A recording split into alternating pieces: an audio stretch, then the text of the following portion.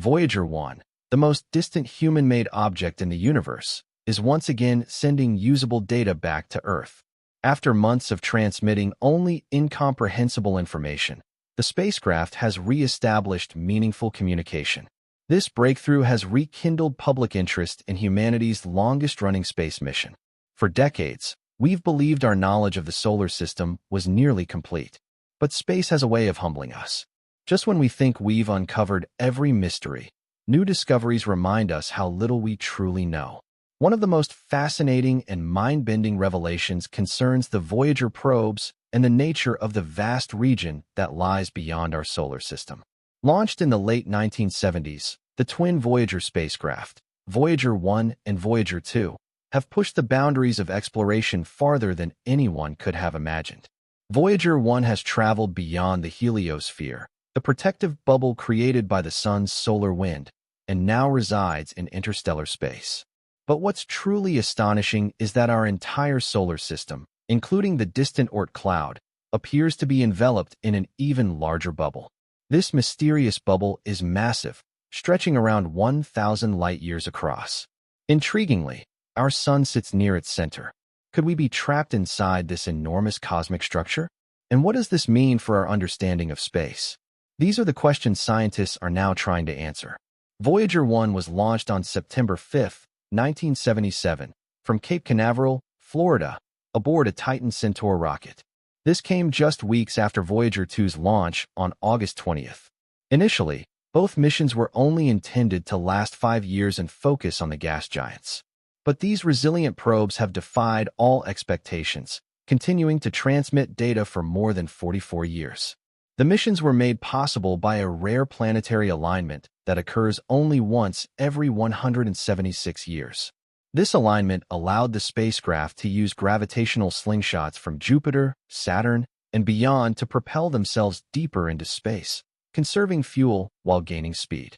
Despite being launched after Voyager 2, Voyager 1 reached Jupiter and Saturn first. Voyager 2 took a different trajectory, enabling it to visit Uranus and Neptune as well, making it the only spacecraft to have visited all 4 gas giants. The data collected fundamentally changed our understanding of these distant worlds. Each Voyager carries a golden record, an interstellar message in a bottle.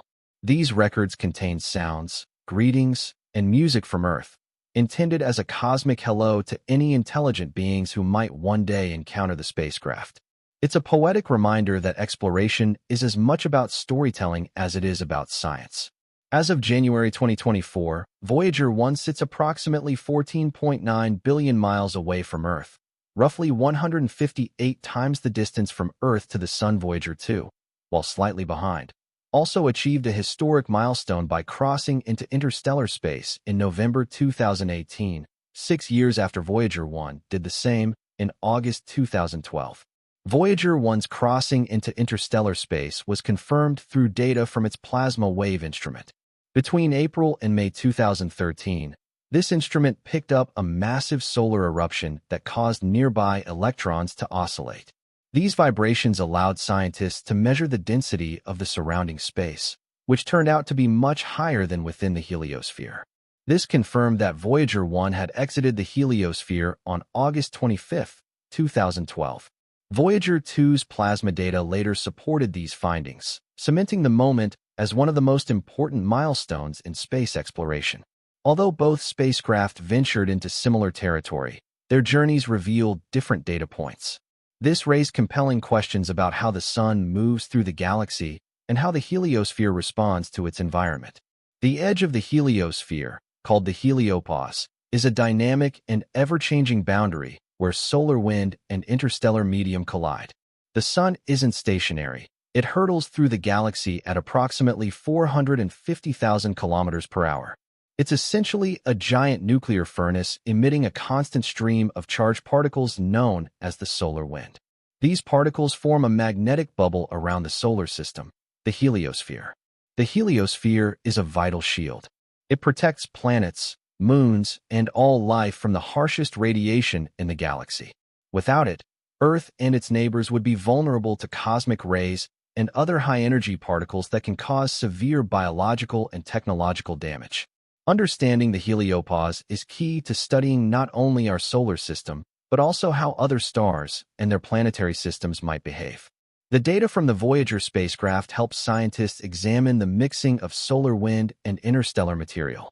These interactions offer clues about the galaxy's structure and the forces at play within it. When Voyager 1 crossed the heliopause, it encountered interstellar magnetic fields that were 2 to 3 times stronger than expected. These fields exerted up to 10 times more pressure on the heliosphere than previously estimated. Unfortunately, Voyager 1's plasma instrument had failed in 1980, leaving a data gap. Voyager 2, with its plasma instrument still functional, provided the breakthrough. It revealed how plasma near the heliopause became hotter, denser, and slower, a clear sign of the transition from solar to interstellar space. The heliopause was not a solid wall, but a porous, flexible boundary allowing particles to pass through both ways. Interestingly, Voyager 1 had detected 10 separate streams of interstellar particles penetrating the heliopause even before it fully crossed the boundary. Voyager 2 added to this knowledge by discovering a faint flow of low-energy particles more than 100 million kilometers beyond the heliopause. As the spacecraft approached the boundary, their data revealed a transition zone. For Voyager 1, the solar wind slowed to a crawl, creating a strange limbo-like state. Voyager 2 saw a similar transitional layer, but with key differences, underscoring the heliosphere's complexity. Both probes exited the heliosphere at different locations, Voyager 1 at the leading edge and Voyager 2 at the flank. However, neither spacecraft has passed through the wake of the heliosphere, leaving questions about its overall shape. Some models suggest a spherical bubble, while others propose a comet-like or glass-shaped structure. Current spacecraft cannot resolve this mystery. Even New Horizons, one of the fastest spacecraft ever launched, will run out of power in the 2030s, over 1 billion miles short of the heliopause. This limitation has prompted growing interest in a next-generation interstellar probe. More data points are necessary to fully understand the heliosphere's shape and dynamics. Without them, scientists can only speculate. Still, the Voyagers continue to provide surprising insights. One of Voyager 1's strangest findings was a low-frequency hum beyond the heliopause. This hum is believed to be caused by oscillations in the interstellar plasma, triggered by solar activity. Unlike the sudden bursts observed during solar storms, this signal is continuous.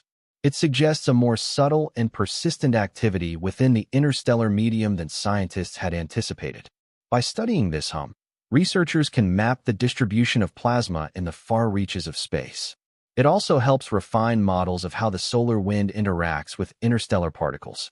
The Voyager missions are teaching us that interstellar space is not a void, but a dynamic environment full of interactions. In the past, scientists could only detect interstellar plasma during rare events like solar eruptions.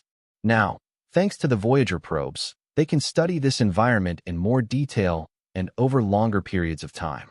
Even decades after launch, the Voyagers are making headlines.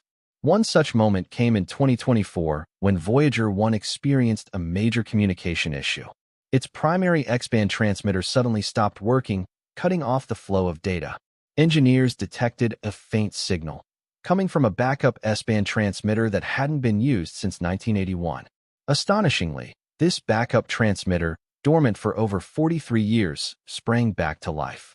Designed as a fail-safe system, it proved the brilliance of Voyager's engineering. Though weaker and less detailed, the S-band signal allowed NASA to confirm that Voyager 1 was still functioning. This fallback system was likely activated by the spacecraft's onboard fault protection software, which is programmed to respond to malfunctions by switching to backup systems. However, the S-band transmitter cannot relay detailed telemetry. NASA is now exploring whether the original X-band system can be restored without risking the spacecraft's stability. Deep space communication presents unique challenges. Commands take nearly 2 days to travel to the spacecraft and back, meaning every adjustment must be carefully planned and executed. Despite these limitations, the team has kept the mission alive for nearly half a century. What's next for the Voyagers? Although their power sources are expected to fade within the next few years, the spacecraft will continue drifting silently through space. In about 1 billion years, they will be tens of thousands of light years from the Sun, ghosts of humanity's curiosity flying between the stars. Voyager 1 is currently heading toward a star designated AC plus 793888, while Voyager 2 is on a course toward Ross 248 in the Andromeda constellation. Neither will get close to these stars for at least 40,000 years. By then, they will be inactive relics, carrying their golden records like silent ambassadors from Earth. Even after their instruments shut down, the Voyager spacecraft will remain symbols of our drive to explore. And perhaps the most exciting discoveries, those we haven't yet imagined, still lie ahead. As long as they travel, they will represent the farthest reach of human endeavor.